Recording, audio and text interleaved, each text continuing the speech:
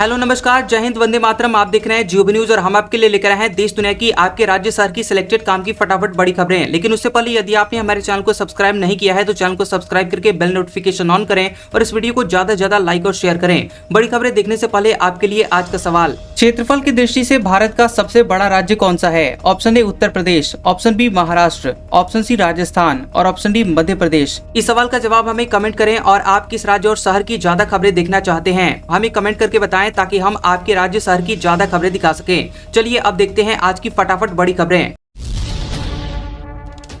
बिहार की 80% आबादी पानी नहीं जहर पी रही है। फल और सब्जियों के रास्ते घर पहुंच रहा है आर्सेनिक। 33 जिलों का पानी पीने लायक नहीं। खबर है कि बिहार की करीब 80% आबादी जहरीला पानी पी रही है। 38 जिलों में से 33 जिले का पानी पीने लायक नहीं है। गंगा के किनारे के घरों के पानी में आर्सेनिक तो साउथ बिहार के पानी में फ्लोराइड की मात्रा तय मानक से ज्यादा पाई गई है। इससे कैंसर, अल्जाइमर जैसी बीमारियां हो सकती हैं और ये खुलासा बिहार की आर्थिक सर्वेक्षण 2024-25 और केंद्रीय भूजल बोर्ड आयोग की रिपोर्ट में हुआ है। दरअसल कृषि मंत्री के मुताबिक पत्तेदार सब्जियों में आर्सेनिक की मात्रा 0.1 मिलीग्राम प्रति किलो, आलू समेत जड़ वाली सब्जियों में 0.3 मिलीग्राम प्रति किलो तथा धान की फसलों में 1 मिलीग्राम प्रति किलो पाई गई है। रिसर्च में पाया गया कि किसी जगह अगर एक व्यक्ति प्रतिदिन 10 ppb यानी पार्ट्स पर बिलियन आर्सेनिक मात्रा वाला 2 लीटर पानी पी रहा है तो कुछ सालों में वहां पर 500 में से एक व्यक्ति को कैंसर होने की संभावना रहती है। वहीं पानी में फ्लोराइड की मात्रा अधिक होने से बच्चे और बड़ों का दांत खराब हो सकता है। इससे असर से हड्डियां टेढ़ी होने लगती हैं और डॉक्टर इसे धीमा जहर मानते हैं। तमिलनाडु विधानसभा में वक्फ बिल के खिलाफ प्रस्ताव हुआ पारित। सीएम स्टालिन बोले, केंद्र बिल वापस ले, ये मुसलमानों के अधिकारों को नष्ट करेगा। तमिलनाडु की डीएमके सरकार ने वक्फ संशोधन बिल के खिलाफ विधानसभा में प्रस्ताव पारित किया है।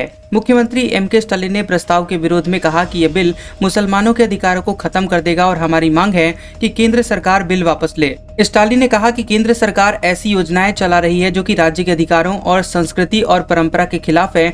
वक्फ संशोधन बिल मुसलमानों के अधिकारों को नष्ट कर रहा है। केंद्र सरकार ने कभी मुसलमानों के कल्याण और उनके अधिकारों के बारे में नहीं सोचा। शाह बोले, रोहिंग्या बांग्लादेशी ने अशांति फैलाई तो सख्ती से निपटेंगे। इमिग्रेशन बिल पर कहा, विदेशी नागरिक के आने जाने की जानकारी रखी जाएगी। केंद्रीय गृह मंत्री अमित शाह ने लोकसभा में इमिग्रेशन एंड फॉरेनर्स बिल 2025 पर जवाब दिया। उन्होंने कहा कि रोहिंग्या हो या फिर बांग्लादेशी हो, अगर भारत को नुकसान पहुंचाने की मानसिकता के साथ आते हैं तो उनके साथ बड़ी ही कठोरता के साथ पेश आया जाएगा। अगर कोई योगदान देने के लिए आता है तो उसका स्वागत है। इस नीति में उदारता के साथ कठोरता की भी जरूरत है। भारत में आने वाले सभी विदेशी नागरिकों का अपडेट रखा जाएगा। वे किस रास्ते से आ रहे हैं, कहां रुक रहे हैं, क्या कर रहे हैं, इसकी जानकारी अपडेट की जाएगी। मोदी जी का लक्ष्य है 2047 तक विकसित भारत बनाना और इसी को ध्यान में रखते हुए ढेर सारे बिल पिछले 10 साल में इस सदन में आए हैं। हर क्षेत्र के हर कानून को मजबूत करने का काम हमने किया है और आज इस बिल को लेकर आया हूं तो इससे तीसरे नंबर पर अर्थव्यवस्था बनाने, अनुसंधान के क्षेत्र में R&D करने वालों को उदार तंत्र मिलने वाला है। वित्त वर्ष 2025-26 में आरबीआई की 6 बैठकें होंगी। मॉनेटरी पॉलिसी कमेटी का मीटिंग शेड्यूल जारी, पहली 7 से 9 अप्रैल तक होगी। रिजर्व बैंक ऑफ इंडिया यानी आरबीआई ने वित्त वर्ष 2025-26 की मॉनेटरी पॉलिसी कमेटी यानी एमपीसी की बैठकों का शेड्यूल जारी कर दिया है। अगले वित्तीय वर्ष में एमपीसी की कुल 6 बैठकें होंगी, जिनमें से पहली बैठक 7 से 9 अप्रैल को होगी। अप्रैल में बैंक 16 दिन रहेंगे बंद। 4 रविवार और 2 शनिवार के अलावा अलग अलग जगहों पर 10 दिन कामकाज नहीं होगा। अप्रैल महीना शुरू होने में अब बस कुछ ही दिन बचे हुए हैं और इस महीने में लगभग अलग अलग राज्यों व शहरों में कुल 16 दिन बैंक बंद रहने वाले हैं। 4 रविवार और दूसरे चौथे शनिवार के अलावा 10 दिन अलग अलग जगहों पर बैंकों में कामकाज नहीं होगा। अगले महीने 14 अप्रैल को डॉक्टर भीमराव अंबेडकर की जयंती और 18 अप्रैल को गुड फ्राइडे है। 1 अप्रैल को सालाना बैंक क्लोजिंग है जिसकी वजह से सभी जगह बैंक बंद रहेंगे। 5 अप्रैल को बाबू जगजीवन राम जन्मदिन की वजह से हैदराबाद तेलंगाना में बैंक बंद रहेंगे। 6 अप्रैल को रविवार है, सभी जगह बैंक बंद रहेंगे। 10 अप्रैल को महावीर जयंती और यहाँ पर 12 अप्रैल को दूसरा शनिवार, 13 अप्रैल को रविवार है। 14 अप्रैल को डॉक्टर भीमराव अंबेडकर जयंती है, जिस वजह से सभी जगह बैंक बंद रहेंगे। वहीं 15 अप्रैल को बंगाली न्यू ईयर और भोग बिहू की वजह से अगरतला, गुवाहाटी, ईटानगर, कोलकाता और शिमला में बैंक बंद रहेंगे। 16 अप्रैल को भोग बिहू की वजह से गुवाहाटी में, 18 अप्रैल गुड फ्राइडे है, 20 अप्रैल रविवार है, जिसकी वजह से सभी जगह बैंक बंद रहेंगे। 21 अप्रैल को गरिया पूजा की वजह से अगरतला में बैंक बंद रहेंगे। 26 अप्रैल को चौथा शनिवार है और 27 अप्रैल को रविवार है, जिसकी वजह से सभी जगह बैंक बंद रहेंगे। 29 अप्रैल को परशुराम जयंती की वजह से शिमला में बैंक बंद रहेंगे। वहीं 30 अप्रैल को अक्षय तृतीया की वजह से बेंगलुरु में बैंक बंद रहेंगे। हुरून रीच लिस्ट के मुताबिक मुकेश अंबानी देश में सबसे अमीर, नेटवर्थ 8,60,000 करोड़ रुपए। अडानी दूसरे नंबर पर। HCL की रोशनी नडार पहली बार टॉप 10 में। हुरून ग्लोबल रीच लिस्ट में रिलायंस इंडस्ट्रीज के चेयरमैन मुकेश अंबानी ने भारत के सबसे अमीर व्यक्ति का खिताब बरकरार रखा है। दूसरे नंबर पर अडानी ग्रुप के चेयरमैन गौतम अडानी हैं। वे भारत के सबसे बड़े वेल्थ गेनर हैं और उनकी नेटवर्थ में 13% यानी 1 लाख करोड़ रुपए की बढ़ोतरी हुई है। HCL की रोशनी नाडार तीसरे नंबर पर हैं और भारत के टॉप 10 अमीर व्यक्तियों में इकलौती महिला हैं। हाल ही में HCL के फाउंडर शिव नाडार ने बेटी रोशनी को कंपनी की 47% हिस्सेदारी ट्रांसफर की थी। इस वजह से पहली बार वह अमीरों की टॉप 10 लिस्ट में शामिल हुई हैं। धीरेन्द्र शास्त्री बोले, अच्छा हुआ कि मेरी शादी नहीं हुई। मेरठ में सौरव हत्याकांड को लेकर कहा, नीले ड्रम से कई पति सदमे में हैं। छतरपुर के बागेश्वर धाम के पीठाधीश्वर धीरेन्द्र शास्त्री ने मेरठ के सौरव हत्याकांड को दुर्भाग्यपूर्ण बताया।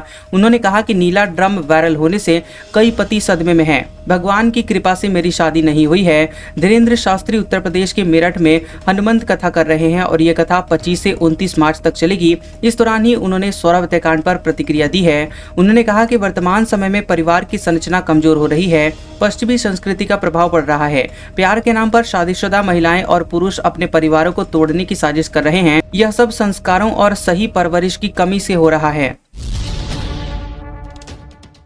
जगह नहीं मिले तो कब्रिस्तान में जाकर नमाज पढ़ो। बीजेपी विधायक बोले, विधानसभा में नमाज पढ़ेंगे तो वक्फ बोर्ड इसे अपना कहेगा, सड़क पर बाउंड्री करवा लेगा। बीजेपी विधायक नीरज कुमार बबलू ने मुस्लिमों के सड़क पर नमाज पढ़ने पर रोक लगाने की मांग की है। विधानसभा के बाहर नीरज बबलू ने कहा कि मुस्लिमों के सड़क पर नमाज पढ़ने पर रोक लगनी चाहिए। सड़क गाड़ियों और लोगों के चलने के लिए है। लोग सड़क पर चलने के लिए टैक्स देते हैं, आप उनको रोककर नमाज पढ़ेंगी, ये सही नहीं है।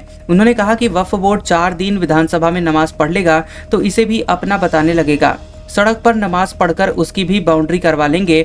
नमाज पढ़ने के लिए मस्जिद है, अगर उन्हें कहीं जगह नहीं मिलती तो कब्रिस्तान है, वहां जाकर पढ़िए। केदारनाथ में बर्फ काटकर तैयार हो रहा रास्ता, बाबा के दर्शन के लिए ग्लेशियरों के बीच से होकर गुजरेंगे श्रद्धालु। 70 मजदूर काम में जुटे। 2 मई से बाबा केदारनाथ धाम के कपाट खुलने के साथ ही यात्रा शुरू हो जाएगी और यात्रा के लिए सभी तैयारियों को अंतिम रूप दिया जा रहा है। वहीं धाम में अभी भी चारों तरफ भारी बर्फ ही बर्फ नजर आ रही है। गौरीकुंड से केदारनाथ के पैदल मार्ग में बड़े बड़े ग्लेशियर बने हुए हैं, जहां से केदारनाथ जाने वाले पैदल यात्रियों को गुजरना पड़ेगा। इन हिमखंडों को काटकर लोक निर्माण विभाग के कर्मचारी रास्ता बनाने में लगे हुए हैं, जिसे पूरा करने में महीने भर का समय लगेगा। जज कैश केस में CJI से मिला Allahabad high court bar association. Justice Verma का तबादला रोकने की मांग की। चीफ जस्टिस खन्ना बोले, विचार करेंगे। दिल्ली हाईकोर्ट के जज जस्टिस यशवंत वर्मा को इलाहाबाद हाईकोर्ट ट्रांसफर करने के फैसले पर पुनर्विचार हो सकता है। 6 हाईकोर्ट के बार एसोसिएशन के पदाधिकारी दिल्ली में सुप्रीम कोर्ट के चीफ जस्टिस संजीव खन्ना से मिले और तबादला पर विचार करने की मांग की। इलाहाबाद हाईकोर्ट बार एसोसिएशन के अध्यक्ष अनिल तिवारी ने कहा कि CJI जस्टिस संजीव खन्ना से हम लोगों ने मुलाकात कर अपनी मांग रखी है। उन्होंने कहा कि जस्टिस वर्मा के तबादले की कॉलेजियम की सिफारिश को वापस लेने की मांग पर विचार करेंगे। चारधाम यात्रा 30 अप्रैल को। इस बार रील बनाने वालों की नो एंट्री, पैसे देकर VIP दर्शन भी नहीं कर सकेंगे। उत्तराखंड में 30 अप्रैल को शुरू हो रही चारधाम यात्रा में इस बार वीडियो रील बनाने वालों और यूट्यूबर्स की एंट्री पर रोक रहेगी। दरअसल आपको बता दें कि केदारनाथ बद्रीनाथ पंडा समाज ने ये तय किया है कि इस बार मंदिर परिसर में इन्हें नहीं आने देंगे। यदि ऐसा कोई करता भी है तो बिना दर्शन के उसको लौटा दिया जाएगा। बता दें कि इस बारे में प्रशासन को भी बता दिया गया है। केदारनाथ सभा के अध्यक्ष राजकुमार तिवारी ने बताया कि पिछले साल रील बनाने वालों के चलते काफी अव्यवस्था फैल गई थी। समुद्र तल से 12,000 फीट ऊपर केदारनाथ धाम में ढोल नगाड़ों का शोर सिर्फ रील बनाने के लिए किया गया था। कुणाल कामरा को पुलिस ने 31 मार्च को बुलाया। पैरोडी सॉन्ग पर T सीरीज ने कॉपीराइट नोटिस भेजा। कॉमेडियन ने कहा, कठपुतली बनना बंद करो। महाराष्ट्र के डिप्टी सीएम एकनाथ शिंदे के पैरोडी सॉन्ग के बाद विवादों में घिरे हुए कॉमेडियन कुणाल कामरा को पुलिस ने 31 मार्च को पूछताछ के लिए बुलाया है। पुलिस अब तक उन्हें 2 समन जारी कर चुकी है। उधर अपने वीडियो में मिस्टर इंडिया फिल्म के गाने पर पैरोडी करने की वजह से कुणाल को टी सीरीज ने कॉपीराइट नोटिस भेजा है। कुणाल ने खुद एक्स पर यह जानकारी दी है। उन्होंने वित्त मंत्री निर्मला सीतारमण पर तंज कसते हुए कहा कि कहते हैं मुझको हवा हवाई गाने पर पैरोडी सॉन्ग गाया था। कामरा ने आरोप लगाया कि उनके स्टैंड अप स्पेशल नया भारत को यूट्यूब से कॉपीराइट उल्लंघन के आधार पर विजिबिलिटी और मोनेटाइजेशन को ब्लॉक कर दिया गया है।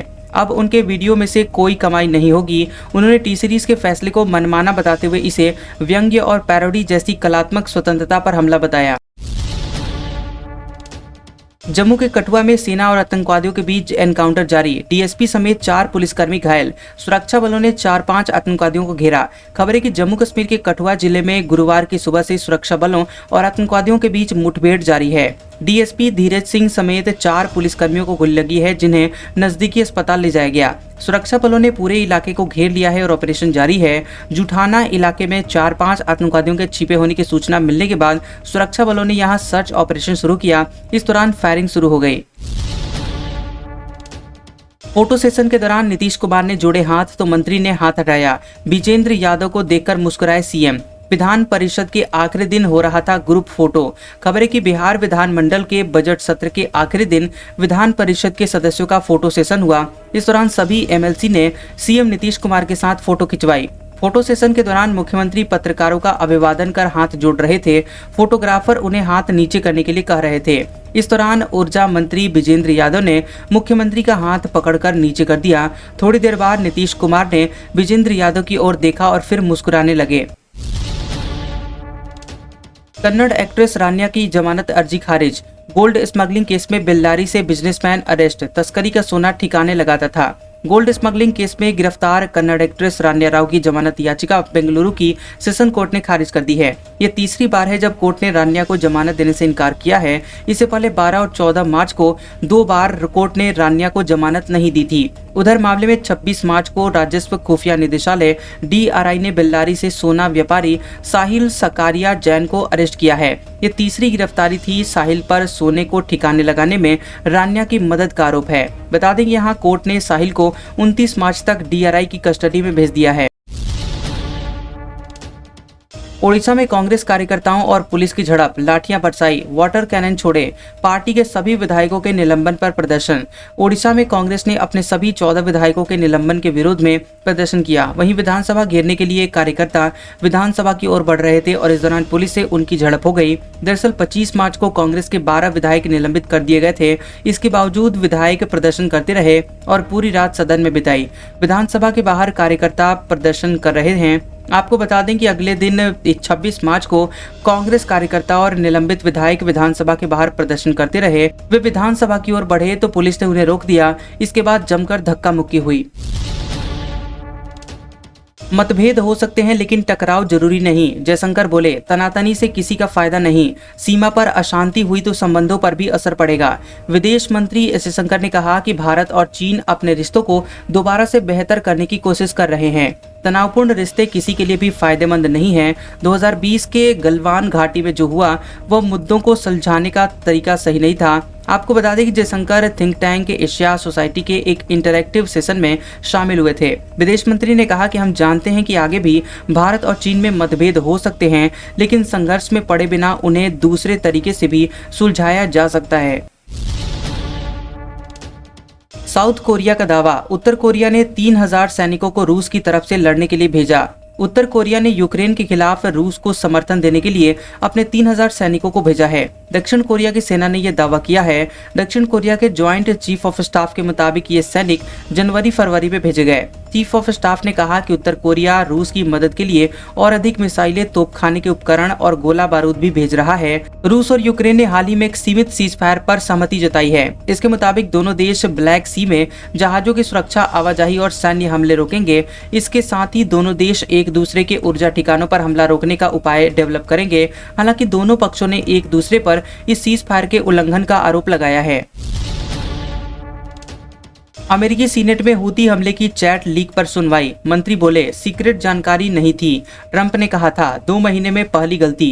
खबर है कि अमेरिकी सीनेट में हूती विद्रोहियों पर हमले से जुड़े हुए जानकारी की चैट लीक होने को लेकर सुनवाई हुई है और इस दौरान नेशनल इंटेलिजेंस की डायरेक्टर तुलसी गबार्ड ने कहा कि ग्रुप चैट में कोई भी गोपनीय जानकारी शेयर नहीं की गई थी। ट्रंप के मंत्रियों ने कहा कि सैन्य हमले की चर्चा के लिए मैसेजिंग ऐप का इस्तेमाल करना कोई गलत बात नहीं थी। इससे पहले ट्रंप ने कहा था कि उनके प्रशासन से 2 महीने में ये पहली गलती थी। रक्षा मंत्री पीट हेगसेथ ने प्लान को सिग्नल ऐप पर एक सीक्रेट ग्रुप चैट में शेयर किया था।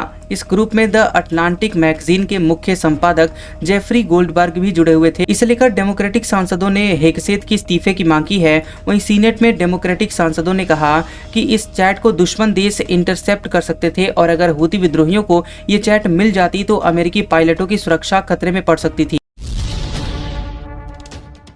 राष्ट्रपति पुतिन इस साल भारत आएंगे, यूक्रेन वॉर के बाद पहली भारत यात्रा। रूसी विदेश मंत्री बोले तैयारियां की जा रही हैं। खबर है कि रूसी राष्ट्रपति व्लादिमीर पुतिन इस साल भारत आएंगे। रूसी विदेश मंत्री सर्गेई लावरोव ने कहा कि भारत के विजिट के लिए तैयारियां की जा रही हैं। हालांकि उन्होंने ये नहीं बताया है कि वह किस महीने या फिर किस तारीख को आ सकते हैं। लावरोव ने कहा कि प्रधानमंत्री नरेंद्र मोदी ने लगातार तीसरी बार प्रधानमंत्री चुने जाने के बाद रूस की अपनी पहली विदेश यात्रा की है। अब हमारी बारी है। राष्ट्रपति व्लादिमीर पुतिन ने भारतीय सरकार का निमंत्रण स्वीकार कर लिया है। रूसी विदेश मंत्री ने ये बयान रूस और भारत एक नए द्विपक्षीय एजेंडे की ओर समिट के दौरान दिया है। इस बैठक का आयोजन रूसी अंतर्राष्ट्रीय मामलों की परिषद ने किया है। जेलेंस्की बोले जल्द ही पुतिन की मौत होगी, तब यूक्रेन जंग खत्म हो जाएगी। रूसी राष्ट्रपति अमेरिका यूरोप के गठबंधन से डरते हैं। खबर है कि रूसी राष्ट्रपति व्लादिमीर पुतिन के बिगड़ते हुए स्वास्थ्य की खबरों के बीच यूक्रेनी राष्ट्रपति जेलेंस्की ने कहा कि जल्द ही पुतिन की मौत हो जाएगी और फिर सब कुछ यूक्रेन जंग खत्म हो जाएगा।